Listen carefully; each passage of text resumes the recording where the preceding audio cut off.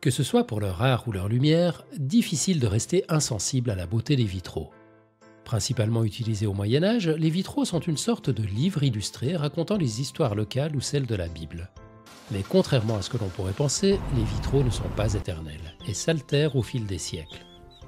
Les altérations ne sont parfois que des salissures faciles à nettoyer, mais parfois elles se révèlent plus problématiques, car elles se forment de manière irréversible au cœur même du vitrail. Valentina est chercheuse au laboratoire Géomatériaux et Environnement et enseignante à l'Institut francilien des sciences appliquées. Spécialisée dans les matériaux du patrimoine, elle essaie de comprendre un phénomène en particulier, l'apparition de taches brunes à la surface du verre. Ces taches sont un véritable mystère. On ne sait pas comment elles se forment, ni pourquoi. On ignore aussi en combien de temps.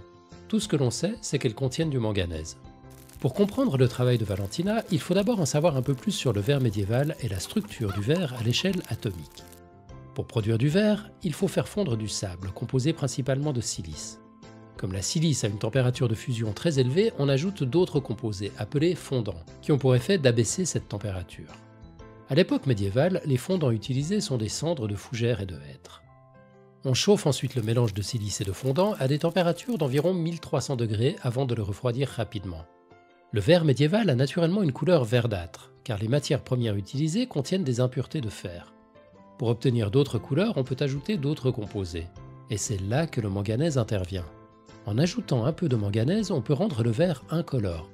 Et avec davantage de manganèse, le verre prend une belle couleur pourpre. Ces morceaux de verre de différentes couleurs sont ensuite découpés, parfois peints et assemblés avec du plomb pour former des vitraux. Regardons maintenant à quoi ressemble le verre à l'échelle atomique. Sa structure est basée sur un réseau d'atomes de silicium connectés entre eux par des atomes d'oxygène, appelés réseaux vitreux. Les atomes y sont disposés irrégulièrement, ce qui donne au verre une structure désordonnée. Ce réseau vitreux est modifié par d'autres atomes comme le potassium, le sodium ou le calcium qui proviennent des fondants et qui vont briser certaines liaisons entre le silicium et l'oxygène. Ces atomes sont appelés modificateurs de réseau. Voici donc à quoi ressemble la structure atomique du verre lorsqu'il est tout neuf. Mais au contact de l'eau, sa surface peut se transformer. Des atomes d'hydrogène provenant des molécules d'eau vont pénétrer dans le verre et prendre la place de certains atomes modificateurs de réseau. Ces atomes se détachent alors et peuvent circuler jusqu'à la surface du verre où se forme une couche poreuse appelée couche d'altération. C'est ce qui peut se produire avec le manganèse. Mais lorsqu'il arrive en surface, il a tendance à se concentrer dans certaines zones de la couche d'altération, formant les fameuses taches qui préoccupent Valentina.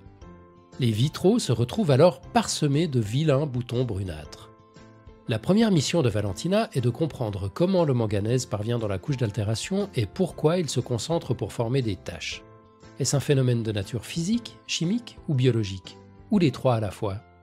Pour tenter de répondre à toutes ces questions, Valentina va mener plusieurs expériences.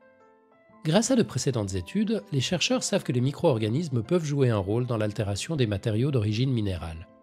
Et certains indices laissent penser que les taches pourraient être dues à des bactéries qui se servent du manganèse. Pour vérifier cette hypothèse, Valentina va commencer par effectuer des prélèvements à la surface de vitraux médiévaux.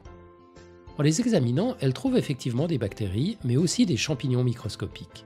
Pour l'instant, elle se concentre sur les bactéries. Pour commencer, elle doit en savoir un peu plus sur la composition d'un vitrail altéré. Comme elle peut difficilement découper un vrai morceau de vitrail, Valentina va réaliser des tests sur du verre au manganèse qu'elle fabrique elle-même. Dans un premier temps, elle soumet ce verre à différentes formes d'altération sans bactéries.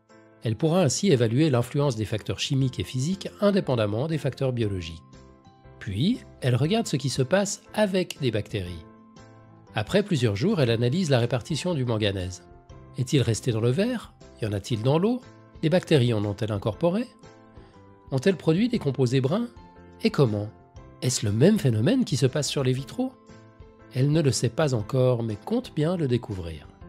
Sur le long terme, ces travaux apporteront un éclairage nouveau sur ces phénomènes extrêmement complexes et permettront sans doute d'imaginer des méthodes de restauration et de protection pour les vitraux.